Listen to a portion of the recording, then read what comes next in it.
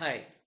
It's that time of the year when we all have an unending list of expectations of the finance minister.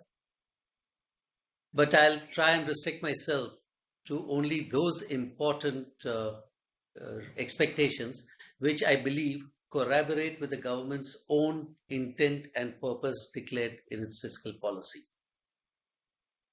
The first one is reduction in tax rates. So, way back in 2015, the finance minister had announced that the tax rates, corporate tax rates would be reduced from 30% to 25% over a 4-year period. We have seen in 2017 that it has been partially implemented, and now companies having a turnover of less than 50 crores are eligible for a reduced tax rate of 25%. Now, in this reduction, I have a few suggestions. Number one is that the corporate turnovers tend to fluctuate, and to make sure that we provide a stable tax regime, I think a 5-year period should be brought into the plan, that once a company is eligible for this preferential rate, then the same should continue for a period of 5 years. Second is that the same benefit should be extended to LLPs and firms to provide a level playing field.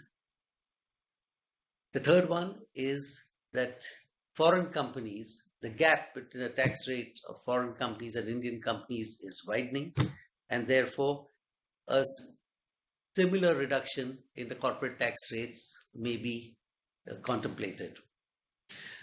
Over and above this, I think it'll be best if we can introduce a complete acceptance of a 25% rate for corporates across the board, in view of what is already happening in international jurisdictions like US and UK.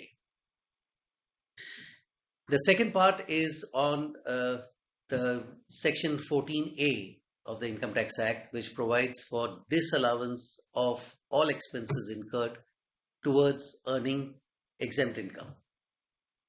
Dividend income is also included as exempt income. Now, unfortunately, to my mind, dividend has already been subject to 2 layers of tax. One, corporate profits are subject to corporate tax. Thereafter, dividend distribution tax is levied at the time of distribution of the dividend. So now under Section 14A, when the entire expenses are disallowed, it means that there will be a third layer of tax imposed on the same income. This is rather unfair, and it would be interesting if the government can remove dividend income from other exempt incomes for purposes of Section 14A. This will also be in line with the recommendations of the Tax Simplification Committee, which was set up under R.V. Ishwar. Finally, it is a patent box regime. Under the patent box regime, royalties earned out of patents registered in India are eligible for a reduced tax rate of 10% of royalties. Now, some of the limitations of this regime are: A, the patent has to be registered in India. Does that mean that patents which are pending registration, applications have been made, are outside the purview of this beneficial tax regime? The way the Act stands now, yes, we need some clarifications on that. Second is that only patents are covered under this regime, and IPRs, copyrights, industrial designs, etc. are outside this regime. I think they should also be brought into this regime.